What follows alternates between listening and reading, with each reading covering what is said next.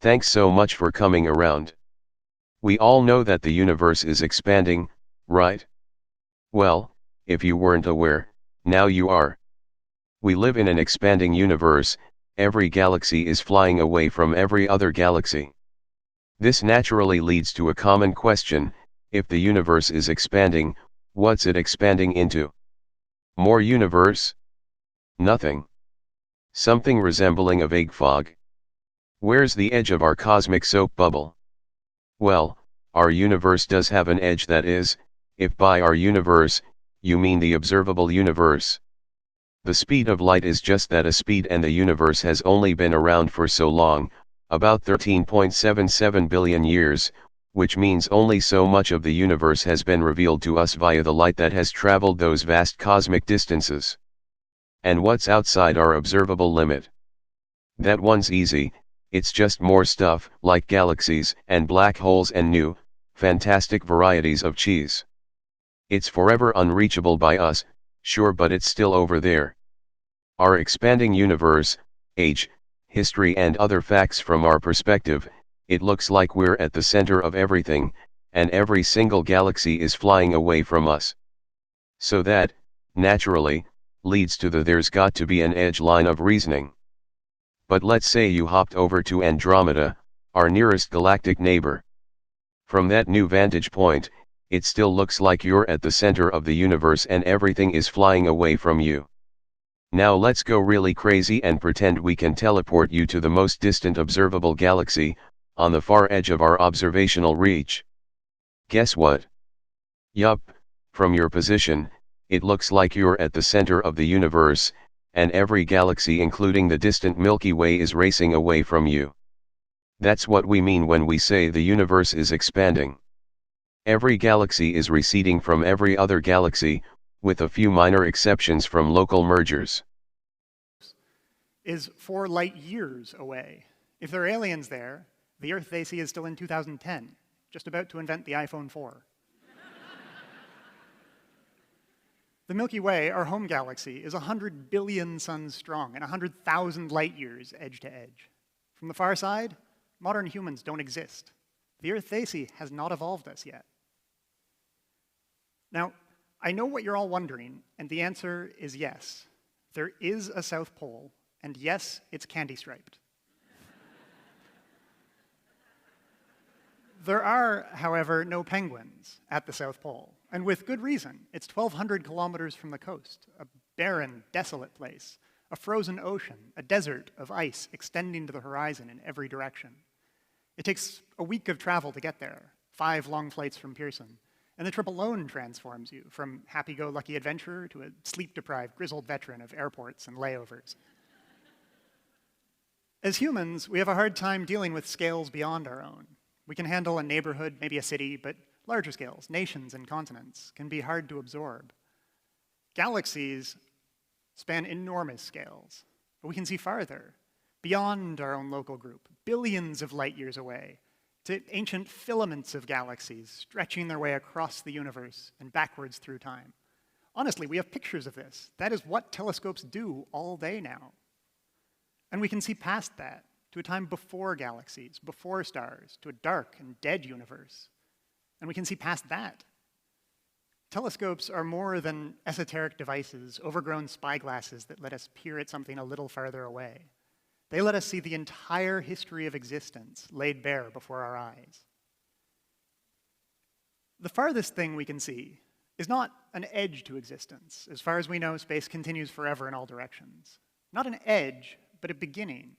A vast, encircling wall of fire. The light from that fire is ancient. It's the oldest in the universe. It's been stretched and diffused for billions of years, so that it's no longer visible to human eyes. Arriving here instead is microwave light. With the right equipment, you can see it. A sight from 14 billion years ago.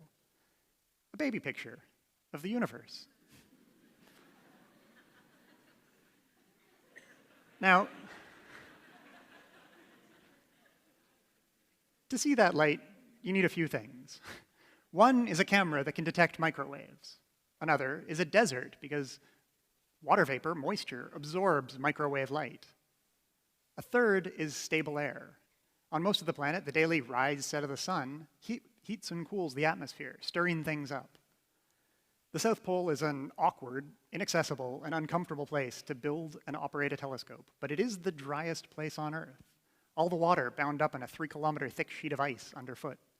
The air on top is thin and ephemeral, and that sunrise-sunset only comes once a year.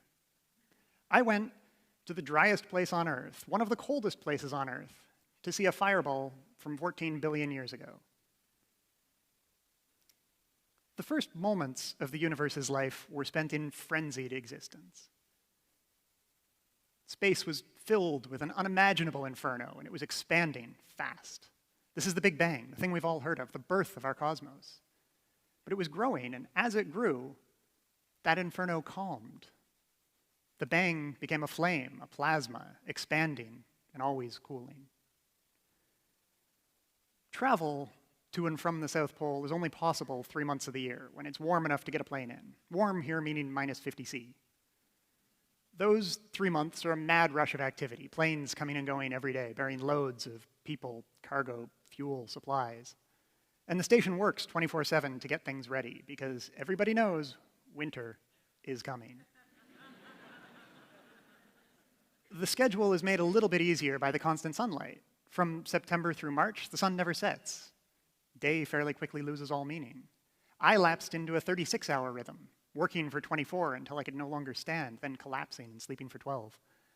Others on station developed chronic insomnia or narcolepsy, awake or asleep for days on end. Meanwhile, 14 billion light years away, or if you prefer, 14 billion years ago, the fiery birth of our universe is continuing. Shock waves crisscrossed through the plasma, emanating from quantum disturbances in the first instance of time, laying down the blueprints for everything to come. The growth spurt continued, the universe still engulfed in flame, until quite suddenly, all that growth cooled things off too much.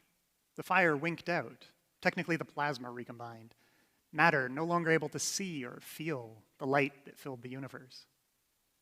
That light is the reason I went to the South Pole. It's the reason I found myself one frigid day in February, waving as the last flight departed.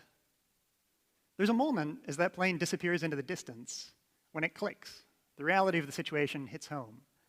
You're trapped, isolated, for the next 9 months with a few dozen strangers, and nothing but good manners to keep your world from becoming Lord of the Flies. That first evening, it's traditional for everyone to gather in the gym to watch The Thing. It's a horror movie from the 80s about an alien that kills everyone at the South Pole. It's good for morale. A month after last flight, we celebrated sunset, and the temperature began to plummet. Our world frosted over overnight, temperature dropping to minus 50, minus 60, minus 70 C. Over the next 2 weeks, twilight faded, and we were plunged into darkness. Then came the auroras. Stretching from horizon to horizon, they became our near-constant companions, bathing the Earth in their eerie green light. The temperature continued to drop, and the days took on a similar aspect, cold, dark, and unchanging. My daily commute, a 1-kilometer trudge through the icy blackness from station to telescope, began as an adventure, a foray into a dangerous but beautiful landscape. Over time, it became the norm, just another day in the dark, auroras overhead and galaxies somewhere off in the distance. The universe's dark ages were a time of relative calm. The initial conflagration had ended, and space was filled with a diffuse gas. There was no life, no planets, no dust, nothing solid. Galaxies and stars hadn't yet come into being. But things had begun to gather under the gentle but ever-present tug of gravity. Enormous structures grew, large enough to birth 1,000 galaxies.